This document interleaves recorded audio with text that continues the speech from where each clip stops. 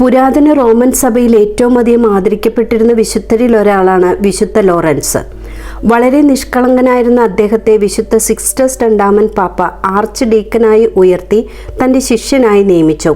അതുകൊണ്ട് തന്നെ അൾത്താര ശുശ്രൂഷ ദൗത്യവും ദേവാലയ വസ്തുക്കളുടെ നോക്കി നടത്തിപ്പും ദരിദ്രരെ സഹായിക്കാനുള്ള ഉത്തരവാദിത്വവും അദ്ദേഹത്തിനായിരുന്നു.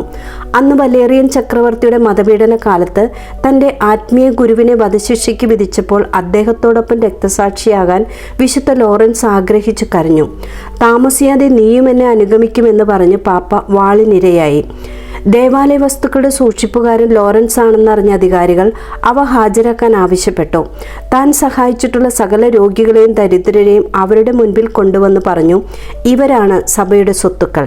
ഇത് കേട്ടവർ രോഷാകുലരായി വിശുദ്ധനെ ചമ്മട്ടി കൊണ്ടടിക്കുകയും ശരീരം മുറിപ്പെടുത്തുകയും ചെയ്തു. കൂടാതെ സാവധാനത്തിനും വേദനാജനകവുമായ മരണത്തിന് വിധിച്ച് ചുട്ടുപഴുത്ത ഇരുമ്പ് പലകയിൽ കിടത്തി. പകുതി ശരീരം വെന്തു കഴിഞ്ഞപ്പോൾ പീഡകരോട് പരിഹാസരൂപേണ പറഞ്ഞു, എൻ്റെ ശരീരം ഒരു വശം വെന്തു, ഇനി മറിച്ചിടുക. അവർ അപ്രകാരം ചെയ്തു. വീണ്ടും പറഞ്ഞു, ഞാൻ പൂർണ്ണമായും വെന്തു, ഇനി നിങ്ങൾക്കെന്നെ ഭക്ഷിക്കാം.